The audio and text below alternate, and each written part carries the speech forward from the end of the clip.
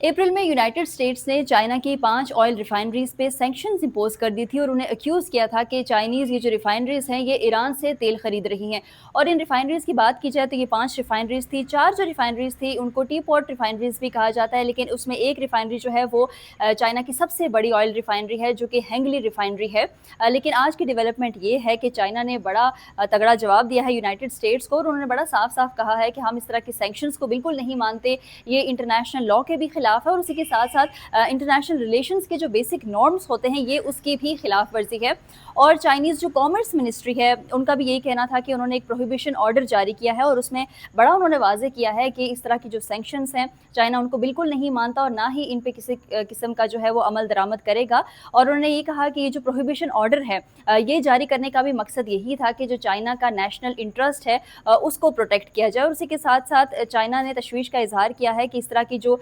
Sanctions हैं ये Chinese enterprises और जो अदर कंट्रीज़ हैं उनके दरमियान जो इकोनॉमिक डेवलपमेंट हो सकती है या जो ट्रेड हो सकती है उसको भी थ्रेटन करता है। और चाइना ने अमेरिका को बड़ा क्लियरली ये पैगाम दिया है कि वो ट्रेड और टेक्नोलॉजी को जो है पॉलिटिक्स का हिस्सा ना बनाए और इसको वॉर टूल के तौर पर ना यूज़ करे। इसी के साथ साथ चाइना ने ये भी कहा है कि जो चाइनीज़ गवर्नमेंट है वो हमेशा से इस तरह के यूनिलेटरल जो सैंक्शंस हैं उन्हें अपोज करती आई है, जिसमें यूएन की जो ऑथराइजेशन है वो लैग करे और इसी के साथ साथ जो इंटरनेशनल लॉ है उसकी खिलाफ वर्जी हो। और इस डेवलपमेंट के बाद हमने देखा कि ट्रंप ने वो 14 पॉइंट्स भी रिव्यू करने के लिए हामी भरी जो कि ईरान ने प्रपोजल भेजा था पाकिस्तान के ज़रिए यूनाइटेड स्टेट्स को। और अब देखना ये कि डेवलपमेंट क्या होती है, क्या ये जो खित्ते की कशीदगी है और ये सूरत हाल है ये मज़ीद बढ़ेगी या दोनों ममालिक जो हैं वो नेगोशिएशंस के टेबल पर आ जाएंगे।